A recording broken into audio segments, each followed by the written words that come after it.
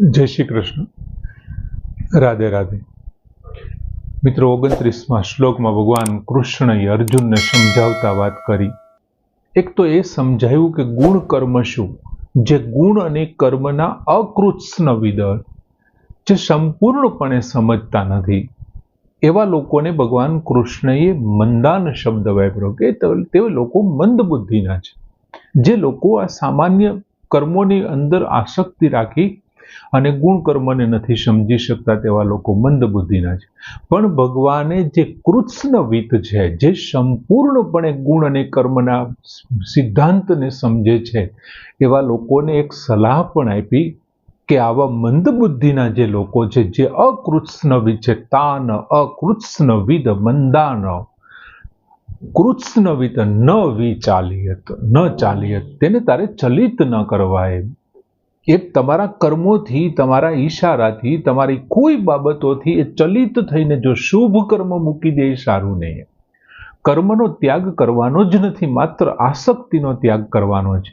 હવે આપણને પ્રશ્ન થાય કે આસક્તિનો ત્યાગ કેવી રીતથી કરવો? યાર, ભગવાન એકને એક વાત કહે છે, આસક્તિનો ત્યાગ કરવાનો છે, કર્મનો ત્યાગ નથી કરવાનો. અને હવે ભગવાન 30મા શ્લોકમાં એમના વિશે બહુ સરસ વાત કરી કે તારે એક આમ કરી શકે, તું આવું કર તો તને આ બધામાંથી છુટકારો મળી જશે. કર્મો બાંધવા વાળા છે, એમને બદલે કર્મો જો ઉદ્ધાર કરવા વાળા બની જાય, અને એ કર્મો ઉદ્ધાર કરવા વાળા તો થઈ જાય જો આ પ્રમાણે થાય. તો આ પ્રમાણે થાય એમ કરીને ભગવાને આ 30મા શ્લોકની વાત કરી. મિત્રો, ઘણી વખત ગીતાજીના અમુક શ્લોકને સમજવાનો હું જ્યારે પ્રયત્ન કરતો હોઉં છું ને, ત્યારે એવું થાય છે કે ભાઈ આ શ્લોક પ્રખ્યાત કેમ ન થયો? એમ યદા યદા હિ ધર્મસ્ય ગ્લાનિર્ભવતુ ભારત, અથવા હવે પછી 4થા અધ્યાયમાં પરિત્રાણાય સાધુનામ વિનાશાય ચ દુષ્કૃતામ, એ જે પ્રખ્યાતિ પામ્યા શ્લોક, એમ અમુક શ્લોક કેમ પ્રખ્યાત નથી આ? એમ કારણ કે એમની અંદર ભગવાન કૃષ્ણએ એવી ચાવીઓ, ગીતાજીના દરેક શ્લોકમાં ભગવાન કૃષ્ણએ ચાવી આપી જ છે. 18 જુડા આપ્યા છે ચાવીના. એમાં કોઈકમાં 42 ચાવી છે, કોઈકમાં બીજી 47 ચાવી છે, તો કોઈકમાં વળી 72 ચાવીનો જુડો છે. આવા 18 જુડાઓ ચાવીને આપ્યા છે. અને છેલ્લે પછી ભગવાન કૃષ્ણએ એકાદ શ્લોકમાં એવું કીધું, આ બધું છોડી દે, તારે કાંઈ ન હોય તો કાંઈ, મોક્ષ આપવાની જવાબદારી મારી છે. અને નરસિંહ મહેતા જેવા એમ કે છે, હરિના જન તો મુક્તિ ન માગે, માંગે જન્મો જન્મ અવતાર રે. એને મુક્તિ ન જોઈએ યાર, કેમ કે મુક્તિ શરીખી દાસી રે. મુક્તિ તો એની દાસી છે, ઘરમાં કામ કરે છે, જ્યારે કહેશું ત્યારે આવી જશે. પણ ભગવાન કૃષ્ણએ 30મા શ્લોકમાં બહુ સરસ વાત કરી કે મયી સર્વાણી કર્માણી સંન્યસ્ય અધ્યાત્મ ચેતસા નિરાશી નિર્મમો ભૂત્વા યુદ્ધસ્વ વિગત જ્વરઃ. મયી એટલે મારામાં, સર્વાણી કર્માણી બધા જ કર્મો, સર્વ પ્રકારના કર્મો, સંન્યસ્ય એટલે સમર્પિત કરીને, અધ્યાત્મ ચેતસા અધ્યાત્મ ચિત્તથી, અથવા તો વિવેકશીલ બુદ્ધિ દ્વારા, અધ્યાત્મ ચેતસા એટલે વિવેકશીલ બુદ્ધિ દ્વારા. જો ફરીથી જોઈએ કે અધ્યાત્મ ચેતસા અધ્યાત્મ ચિત્તથી અથવા તો વિવેકશીલ બુદ્ધિ દ્વારા, સર્વાણી કર્માણી સર્વ કર્મો, બધા કર્મો, મયી સંન્યસ્ય, મયી એટલે મારામાં, સંન્યસ્ય એટલે સમર્પિત કરીને. પછી શું કરવાનું? તો કે નિરાશી, કોઈ પણ જાતની આશા રાખ્યા વિના, એટલે નિષ્કામ, કામના રહિત. નિરાશી એટલે કામના રહિત, કામના રહિત એટલે નિષ્કામ. પછી બીજો શબ્દ ભગવાને કીધો નિર્મમઃ, મમતા રહિત, કામના રહિત, મમતા રહિત. પછી એ જ લીટીનો છેલ્લો શબ્દ વિગત જ્વરઃ. વિગત જ્વરઃ એટલે સંતાપ રહિત. ભૂત્વા એટલે થઈને, યુદ્ધસ્વ, તો યુદ્ધરૂપી કર્તવ્યમાં જોડાઈ જા. ભગવાન કૃષ્ણએ વાત કરી કે વિવેકશીલ બુદ્ધિ દ્વારા બધા કર્મો મારામાં સમર્પિત કરી કામના રહિત, મમતા રહિત, સંતાપ રહિત બનીને યુદ્ધરૂપી કર્તવ્ય કર્મમાં જોડાઈ જાય. હવે આપણે વાત કરી કે કર્મ કોઈ પણ મનુષ્ય હોય એમને કર્મ કરવું જ પડે. જન્મથી ચાલુ કરીને મૃત્યુ સુધી કર્મ એમના સતત ચાલુ હોય. એ પછી જાગ્રત અવસ્થામાં હોય કે સુષુપ્ત અવસ્થામાં હોય કે તંદ્ર અવસ્થામાં, કોઈ પણ અવસ્થામાં એનું કંઈક ને કંઈક કર્મ ચાલુ છે અને કર્મ કરવા ફરજિયાત છે. તમે કંઈ નથી કરતા તો કંઈ ન કરવાનું, એ તમારું કર્મ ચાલુ છે. હવે આમને કારણે શું થાય છે? કર્મ સતત કર્મ કરીએ છીએ ને એમને કારણે કર્મ કેવા થાય છે? બંધનરૂપ બને છે. હવે એમાંથી છૂટવા માટે ભગવાને અહીંયા શું વાત કરી? અધ્યાત્મ ચેતસા બની. તું અધ્યાત્મ ચેતસા બની જા. અને પછી અધ્યાત્મ ચેતસા બનીને તારે શું કરવાનું છે? તો કે સર્વાણી કર્માણી મયી સંન્યસ્ત. અધ્યાત્મ ચેતસા બની બધા જ કર્મો તું મને સમર્પિત કરી દે, મને સોંપી દે. તું નીકળી જાય એક વખત ત્યાંથી. અધ્યાત્મ કર્મ આ જે થઈ રહ્યું છે તેમ. કોઈ એમ કે છે કે મેં આ કરવતથી લાકડું કાપ્યું, અને કોઈ એમ કે છે આ કરવતે લાકડું કાપ્યું. જો પોતે નીકળી ગયો, કરવત એકલી નથી ચાલી. આ લાકડું કોણે કાપ્યું? કોઈ એમ કે છે મેં આ કરવતથી લાકડું કાપ્યું. એમાં મેં કાપ્યા, એમાં મારો પોતાનો ભાવ છે, અને સંપૂર્ણ કાર્ય છે કરવતને સોંપી દીધું. કરવતે લાકડું કાપ્યું. યાર, ભગવાન કે છે અધ્યાત્મ ચેતસા. હવે અધ્યાત્મ ચેતસા એટલે શું? તો કે વિવેકશીલ બુદ્ધિ. ચેતસા એટલે બુદ્ધિ, ચેત એટલે બુદ્ધિ, એની ત્રીજી વિભક્તિ બુદ્ધિથી. કેવી બુદ્ધિથી? અધ્યાત્મ. હવે અધ્યાત્મનો અર્થ આપણે વિવેકશીલ લઈએ. વિવેકશીલ એટલે શું? આપણે આની પહેલા બહુ વિશિષ્ટ વર્ણન કર્યું હતું કે સારું શું અને ખરાબ શું, એવી જેમને ખબર પડે એને વિવેકવાન વ્યક્તિ કહેવાય, વિવેકશીલ વ્યક્તિ કહેવાય. તો કયું કર્મ બંધનરૂપ છે, કયું બંધનરૂપ નથી, આવી વિવેકશીલ બુદ્ધિ વાપરી અને પછી તારે શું કરવાનું છે? માની લે કે કદાચ એ વિવેકશીલ બુદ્ધિમાં તારી ભૂલ થઈ હોય, એવું બનવા જો. તમે ઘણી વખત ગળણીથી પાણી ગાળો છો છતાં કચરો આવી જાય છે. શું કામે? ગાળ્યું તો છે, છતાં પાણીની અંદર કચરો આવે છે, એવું બને કદાચ. પણ વિવેકશીલ બુદ્ધિથી તારાથી જેટલો ખ્યાલ રખાય એટલો રાખ. અને પછી શું કરવાનું છે? સર્વાણી કર્માણી મયા સંન્યસ્ય. તું જે કંઈ કર્મ કરે છે બધા જ કર્મો તારે સોંપી દેવાના છે, સમર્પિત કરી દેવાના છે. કૃષ્ણ સમર્પયામિ. હું કૃષ્ણને સમર્પિત કરું છું. યાર, હું કૃષ્ણને સમર્પિત કરું છું. કોઈ એક વ્યક્તિએ સંસ્કૃતમાં બહુ સરસ લખ્યું છે, એમનું ગુજરાતી તમને કરું કે હે પ્રભુ, હે ઈશ્વર, હું કંઈ તારા વિશે જાણતો નથી, માટે હું જે કંઈ બોલું છે ને તારા મંત્રો છે. હું સૂવું એ તને પ્રાપ્ત કરવા માટેની સમાધિ છે. હું ખાઉં છું એ તારો પ્રસાદ છે, અને હું જે ચાલું છું ને એ તારી પ્રદક્ષિણા છે. આવું સમજી અને તારે મારા પર કૃપા કરવી જોઈએ. આ બધું સોંપી દીધા એના કર્મો. હવે તારે જે કરવું હોય કરે.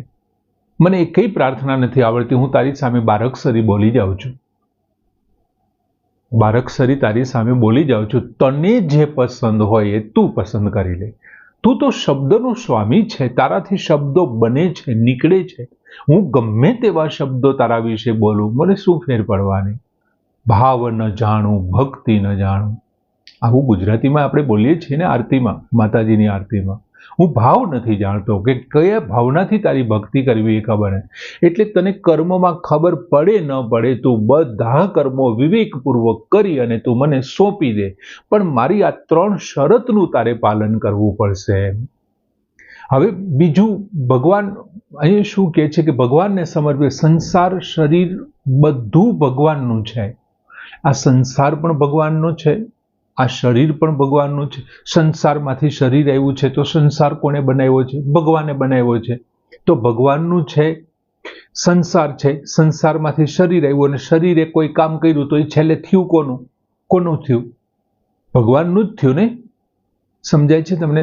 ભગવાને સંસાર બનાવ્યો, સંસારમાંથી શરીર બન્યું અને શરીરે કોઈ કામ કર્યું, તો હવે બીજાનું આ જે વસ્તુ જ બીજાની છે, તમે ભલે ટિકિટ લીધી હોય, બસમાં બેસો છો, મુસાફરી કરો, તમારું સ્થળ આવી ગયા પછી તમે બસને તમે હારે લઈ જાઓ છો ઘરે કે હવે આ મારી છે.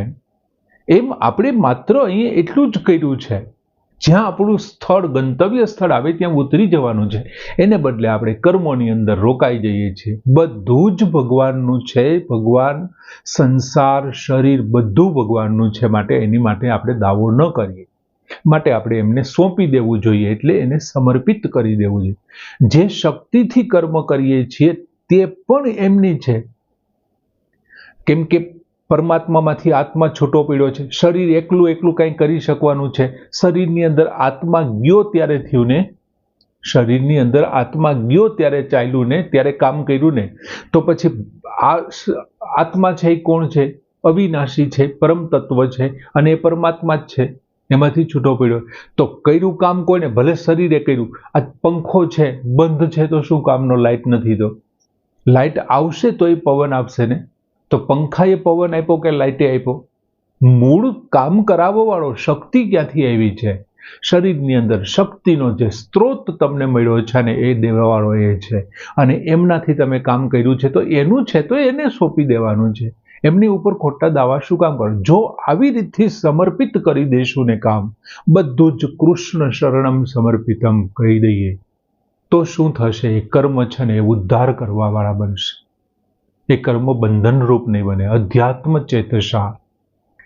તમે પછી એક સંસાર, શરીર પોતાના નથી એવું માનવાનું, અને જેના છે એમને સોંપી દેવાનું. માટે તેમના ઉપર અધિપત્ય શું કામ જમાવવાનું? કેમ કે શરીર એકલું તો કરી જ નહોતું શકતું. જે પરમ તત્વ એની અંદર પ્રવેશ્યું પછી એ કરવા માટે થયું. એટલે એની ઉપર અધિપત્ય ન જમાવાય, અને અધિપત્ય કોઈનું ચાલે જ નહીં.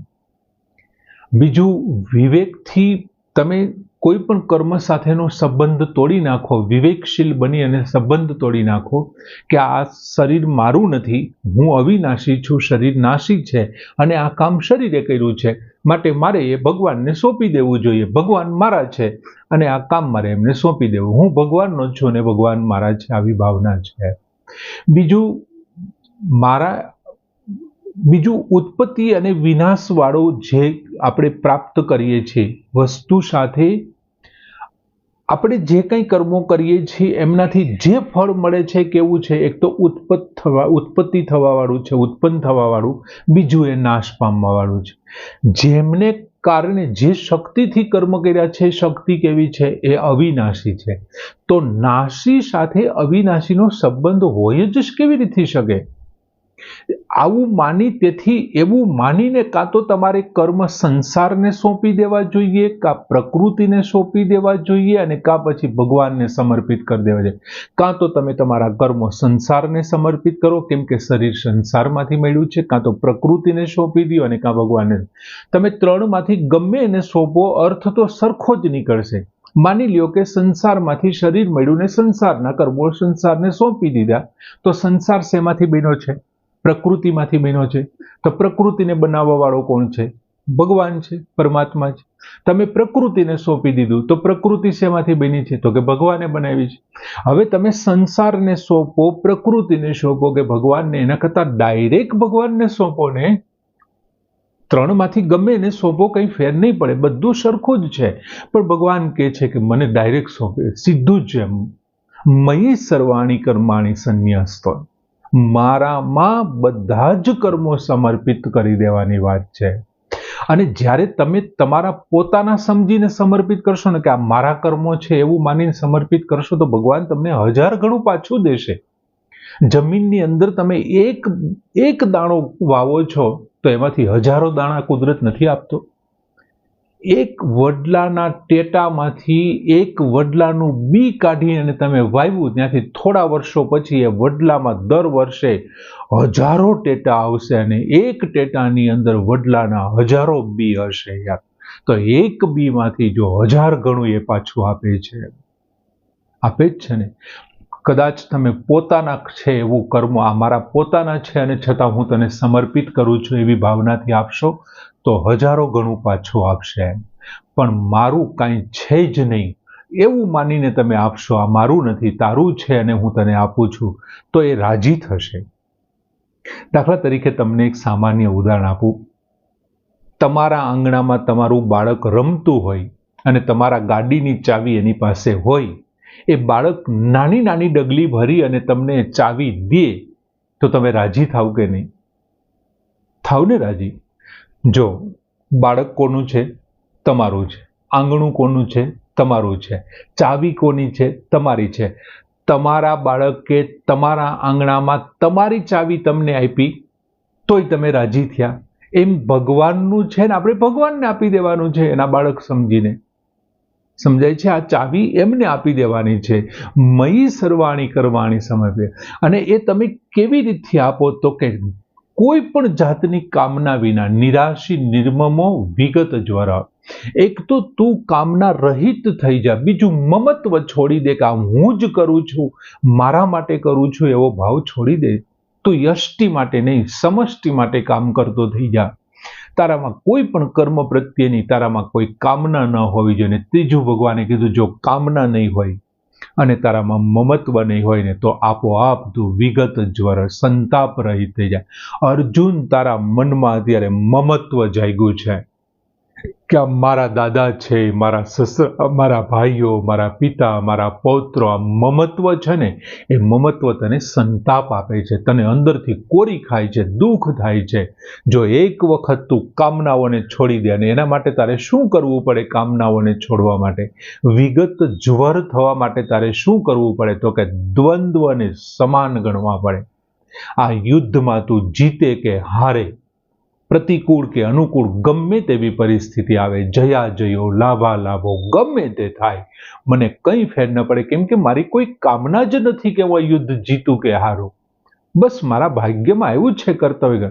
અને છેલ્લે ભગવાન કહે છે યુદ્ધસ્વ વિગત સ્પૃહ, સંતાપ રહિત થાય. સંતાપ રહિત થવું એટલે હાર જીતને સરખા ગણી લેવા. તારે માટે હાર કે જીત કાંઈ મહત્વનું છે જ નહીં. પછી તું કોઈને મારે બચાવે કાંઈ ફેર નથી પડવાનું, કેમ કે તારે એનું માટે મહત્વ નથી. તારે માટે અનુકૂળ કે પ્રતિકૂળ પરિસ્થિતિ બંને સરખી છે. તો વરસાદ આવે તોય ભલે, ન આવે તોય ભલે, શું ફેર પડે? ઠંડી આવે તોય ભલે, ન આવે તો શું ફેર પડે? તડકો ગમે તેવો હોય તને શું ફેર પડે? પ્રતિકૂળ અનુકૂળ પરિસ્થિતિ તારે માટે બંને સરખા છે.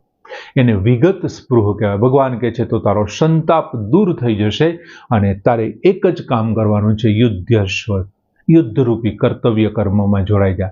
અને એના માટે આ ત્રણ બાબત કરવી જોઈએ: નિરાશી નિર્મમો વિગત સ્પૃહ. ભૂતવા એટલે થઈને, બનીને, આ ત્રણ વસ્તુ બની. પણ પહેલા તારે શું કરવાનું? અધ્યાત્મ ચેતસા મયી સર્વાણી કર્માણી સંન્યસ્ય. અધ્યાત્મ ચેતસા થઈ, વિવેકશીલ બુદ્ધિવાળો થઈ અને આ ત્રણેય બાબતોને તો પ્રાપ્ત કરી એના જેવો નિર્મળ બની, કામના વગરનો થઈ, મમત્વ વગરનો થઈ અને સંતાપ રહિતનો થઈ અને યુદ્ધરૂપી કર્તવ્ય કર્મ કર અને મારે શરણે મૂકી દે. હું બેઠો છું, મારે તને શું કરવું એ હજારો ગણું પાછું આપવા માટે હું તૈયાર છું. દરિયાકાંઠે જાઉં અને સહેજ અમથું પાણી ચાખી અને પાછા વળી જાઉં અને પછી દરિયાને દોષ દઉં આ તો ખારો છે.